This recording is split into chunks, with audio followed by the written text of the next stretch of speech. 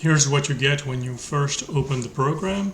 You want to add an action, which is a way of remapping your key. You press your original key as well as the key you want it remapped to. Then you can test it out like this. As you can't see, but I'm actually pressing C and it's outputting V. This is essentially the most important tool in the program. It's just your basic key remapping. Then you can, in a profile, have another key that enables or disables it. Now, here you can see my first line. There is a bunch of other functionality. I know this might look a little bit daunting, but it will all make sense. So this is a folder which you can create up here when you just add a new folder. Then you can name it my folder, and you can subsequently add a bunch of action inside of it, and that helps for visual clarity.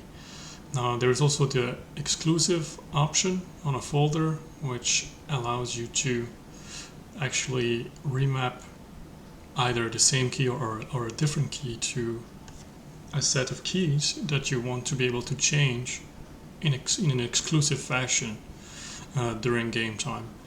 And so here, by pressing 2, 3, or 1, essentially my A remap is being remapped to something else.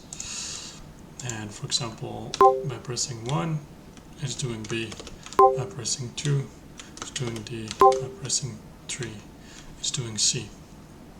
Now, the program can do very, very complex remaps. As you can see here, you can actually remap 4 keys to 1 key. If I start pressing Q, W, E, and R, but all together, it will actually output the remap that you've set for that combination. You can also do a combination to a single key, like Ctrl+C to J. Then it can also do a combination to a combination. As you can see, the S is capitalized here with Shift S to Shift S. And you can also do a Shift Z to just not capitalize Z. That's because if you didn't put the function key in the output, it's basically ignored. That's how I prefer to do the program. Now, after that, there is all the mouse buttons that you can remap here.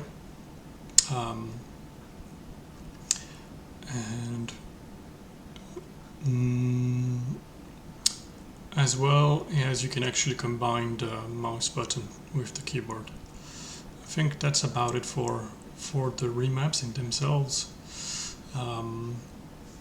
And now if you want to create a new profile, you just press this button. You can also transfer the current remap and you can say a new profile, and you just have a new profile. Now there is a bunch of stuff I can say about the commands here that are actually the per key modifiers from Windows. That's, I would say, the most powerful feature of the program. And I'll start with the first one here, which is the A to the B, but with a big delay before repeat, and we're gonna try to see what that is outputting there on our little window.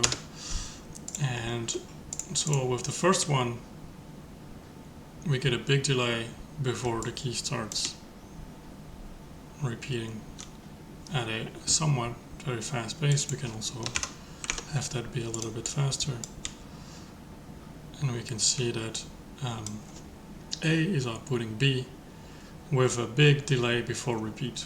Now number 2, A is going to output D but it's gonna do it with a big repeat rate. So that's what we're seeing right now on the screen, is very slowly typing D when we keep the button pressed down. Then we can move on to number 3.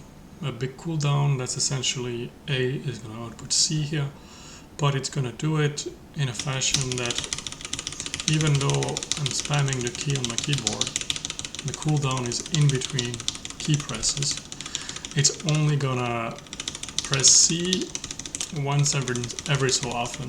That's maybe useful to not being able to double press one key too fast.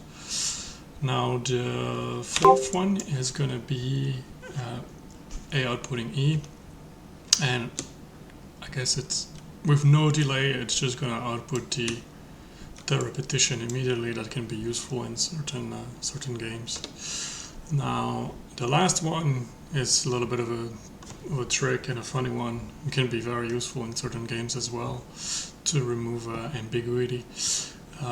But A is going to output F, essentially. What you're going to see is, A is going to output F, and it's going to do it in a fashion that when I press A, it's actually printing 2 Fs, because note it has no delay on the first repetition. But then it starts to have a repetition. Here I'm letting my hand be on the key, and it's slowly printing F, right? And it's essentially a way to have a very, very fast double press by just pressing one key. To me, that's very useful in certain games to essentially have a quick cast button or artificial quick cast button that you if you would want to have that. Now, that's about it for the buttons here on this side of the program. And what they can do, you can have a toggle key for the whole folder. Let's put H, and it would essentially enable or disable your whole folder, your whole keys that are underneath there. And you can, of course, toggle that. Then, other than that, you can have separators. Those are those lines here that are useful for visual clarity, and as well as the all enable button, very, very useful. It's just one key that you can press inside or outside the program, and essentially allows you to completely disable it or not. And then I also added a little button to completely freeze the keyboard inputs. That's all of the inputs and the mouse inputs, as well as the cursor movement. That's just something I like to have in there. Then if you don't like the volume, the little sound indicators when you toggle your buttons, then you press this and it's just going to mute it, or you can have it even louder or at the volume you want. And I try to have everything be on the front page and only on the first page, because I want this program to be as simple as possible. And you can really quickly remap or redo your ergonomical setups by coming in here and pressing a bunch of buttons and saying, okay, this is going to be that. And if you are required for more complex mapping, or if sometimes some keys are not actually appearing, and that's for logical reasons in the program, what you can do is press the little arrow over here, and it gives you a list of all the keys that is possible to remap and to use in your combinations. So this box accepts 4 keys maximum to be able, and it only remaps to Windows native combinations. And so you can't have a ASD combination in this box. That's not gonna work, but you can have it in this one.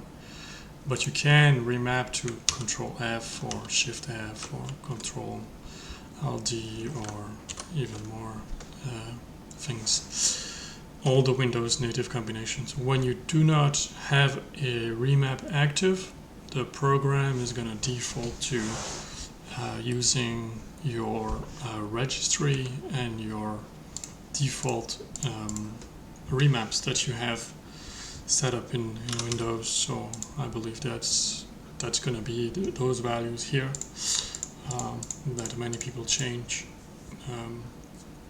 And so if you want to have, and by default the program also does that if you want a remap to be effective, to have a certain behavior, you have to define it yourself. And I'm gonna explain what that means. Is if you press C to V on the one hand, and then you expect that when you're gonna press Shift C, it's gonna press V. It's not necessarily gonna be the case. You have to remap that yourself, and sometimes you want Shift C to be remapped to Shift V, and then everything has to be user defined. Otherwise, it's gonna always default back to your default Windows behavior.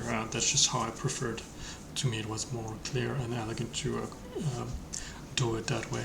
I think that's about it for the very, very quick TLDR video, and I'm gonna make a more relaxed, cozy one after this one.